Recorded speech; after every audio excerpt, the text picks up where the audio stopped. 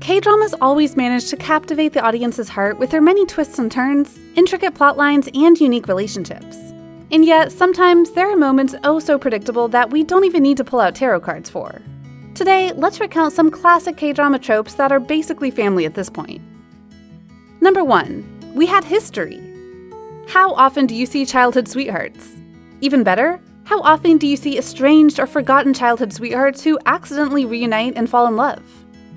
Bet it's often, because ever since the dawn of K-drama, the trope has been in place. From old series like Listen to Your Heart and Healer, to newer ones like It's Okay to Not Be Okay and What's Wrong with Secretary Kim, we have the favorite couple sharing a history together. Sometimes it just seems like a last-minute addition that is completely irrelevant to the plot. An example is the case of Cinderella and the Four Knights, where you just have to roll your eyes because apparently love cannot be in the air had the main characters not met when they were like 6. But sometimes, childhood is entwined in the characters' relationships. An example is I Can Hear Your Voice, where the link between the two characters is rooted in the female lead's one heroic deed that impacted the male lead's life. The trope is not going out of style, and we doubt if it ever will, because with the flashback galore that is K-drama, what is juicier than some history? Number 2. Car accidents. For a country with such a well-developed traffic system like South Korea, you'd have thought that they'd at least lessen the chances of having traffic accidents. Except that it's not really the case, because in K-dramas, if you have a car, it's probably going to crash. And if you don't, then a car is probably going to crash into you. Need a character to die? Car accident. Need a character to be injured so that their romantic interest can take care of them? Car accident. Need a tragic backstory for your character? Car accident. Want some amnesia or a coma? Car accident. Heck, even comedic effects? Car accident.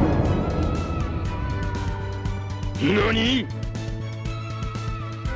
The trope is so common that it is literally impossible to avoid, unless you're watching historical dramas. And if you are not, then expect it to make an appearance in literally every K-drama. Watch out though, for this is a trope that is actually representing real life. In fact, there have been many cases of actors having car accidents while filming dramas with this very cliché. Number 3. A dead or both dead parents.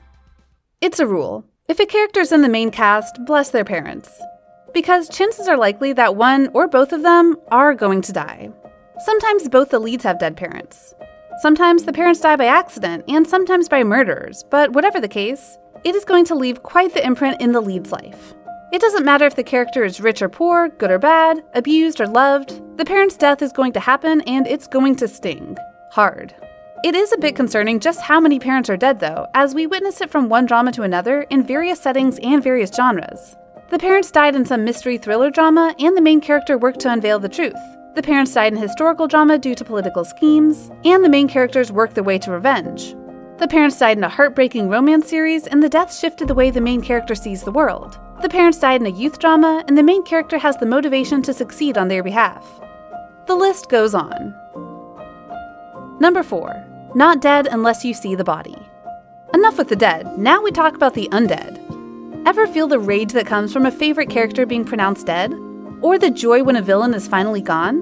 Empathize with the main character, who had just lost their loved one? In some K-dramas, all your feelings are going straight to the bin, for there's a common motif. Unless a dead body is shown, the character is, well, probably not dead. If a main character is tied in a burning warehouse which eventually exploded, he is probably not dead. If a main character is stabbed, he's probably not dead. If a main character goes missing in a war-torn country while on the battlefield, he is probably alive, breathing, and looking stellar as he comes back, not a stray hair out of place. The reverse is also true. A villain who's pronounced dead will very often come back to steal the show, and even missing supporting characters will eventually come back one day to either offer a hand or to fuck things up. It's the K-drama curse. You can't die unless you're no longer plot relevant. Or is it a blessing?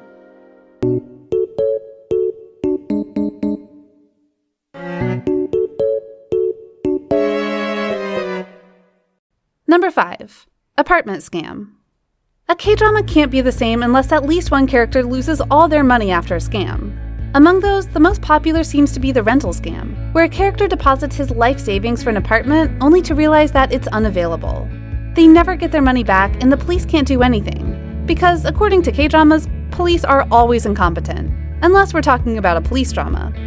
This trope makes multiple appearances in Korean series. serving a wide range of purposes, from being a bitter piece of the sad reality, like in Record of Youth, to being a premise to comedy, like in Backstreet Rookie. Sometimes it's the main character that's the victim of the scam, like Rara in Dol Dol Sol Sol La La Sol. Sometimes it's the supporting characters who will suffer, and the protagonist who will come to their assistance, like in My Father is Strange. Whatever the case, it sure is easy to scam people off their money in South Korea, especially for something as large as a whole apartment. If you're going to rent an apartment in South Korea, watch out. The shower scene we say we don't need, but actually do. Admit it, no matter how unnecessary the scene, you never skip it. What's better than some hot and steamy places for the male lead, or sometimes the second lead, to flex their abs? Shower scenes are obvious fan services.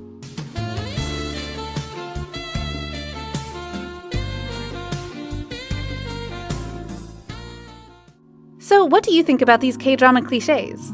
Are they a total bore? Or are they what make K-dramas K-dramas? Just comment down below. And if you want more videos like this, like, share, and subscribe to bbalidrama. We'll come back soon. See ya!